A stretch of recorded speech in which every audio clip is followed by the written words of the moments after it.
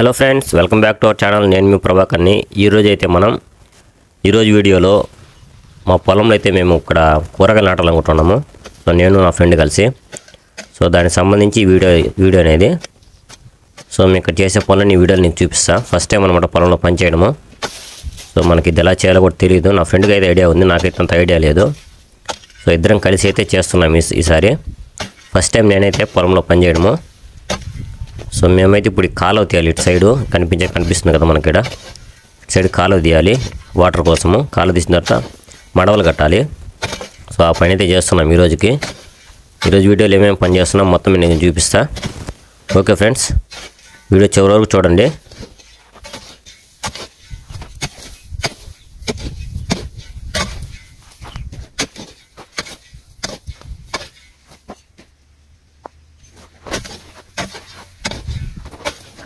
నాకైతే first time కదా ఈ కాలువ చేయడం అనేది, మనకైతే కొంచెం కష్టంగా అనిపిస్తుంది. మా ఫ్రెండ్ అయితే ఈజీగా చేస్తున్నాడు దీన్ని. అయితే హార్డ్గా కొడుతున్నాం ఇక్కడ చేయడము. సింపుల్గా చేస్తారంట, అంత ఫాస్ట్ కాకుండా చిన్నగా చేయాలంట దీన్ని. అప్పుడే మనకు ఆయాసం అనేది రాదంట. మనకైతే అంత ఐడియా లేదు, అందుకని మనం దువ్వేస్తున్నాము మామూలుగా నార్మల్గా బలవంతం ఉపయోగించి. చూడాలా, ఇది కంప్లీట్ అయిన తర్వాత దీనికి మడవలు కట్టేసి వాటర్ వదులుతాము. ప్రాసెస్ అంతా మనకంతా కొత్త, నేర్చుకుంటున్నాం మనం కూడా. కూరగాయలు అయితే పండించాలనుకుంటున్నాము. నేనైతే సుమారుగా 5 రకాల కూరగాయలు అయితే పండిస్తున్నాం మేము.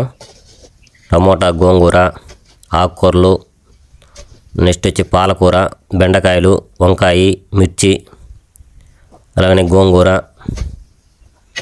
అవన్నీ వేస్తున్నాం మేము కూరగాయలు. ఈ పంట అయితే 4 months పడుతుందంట మొత్తం. అవి తోటకూరలు అయితే ఒక 1.5 month కల్లా వచ్చేస్తాయి.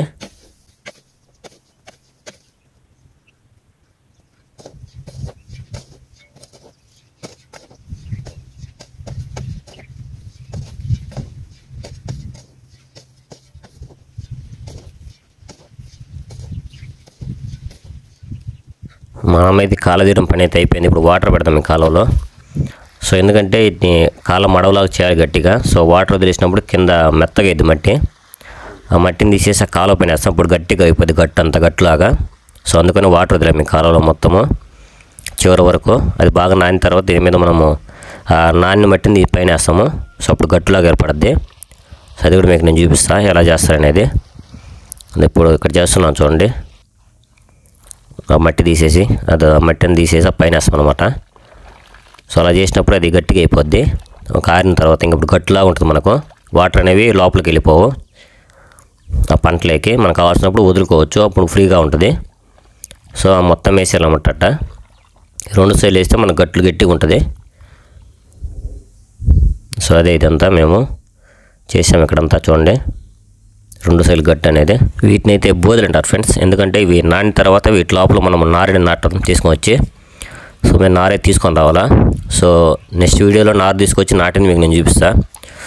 ఇప్పటివరకు అయితే ఈ పని అయింది. వాటర్ పట్టేసిన మొత్తము. ఇది మొత్తం నానాలి, ఫుల్ నానితే మనకు మెత్తగా ఉంటుంది మొక్క నాటడానికి. ఏంటంటే మట్టి ఉన్నప్పుడు ఏంటంటే చెట్టు చనిపోద్ది అనమాట ఆ వేడికి, టెంపరేచర్కి. ఇలా మడవలు కట్టేసి నీళ్ళు నిలిచిన తర్వాత మళ్ళీ మనము వాటిలో మొక్కలు తీసుకొచ్చి నాటుతాము. నెక్స్ట్ వీడియోలో మీకు మొక్కలు నాటి మొత్తం చూపిస్తా నెక్స్ట్ పార్ట్లో. Okay friends, thanks for watching.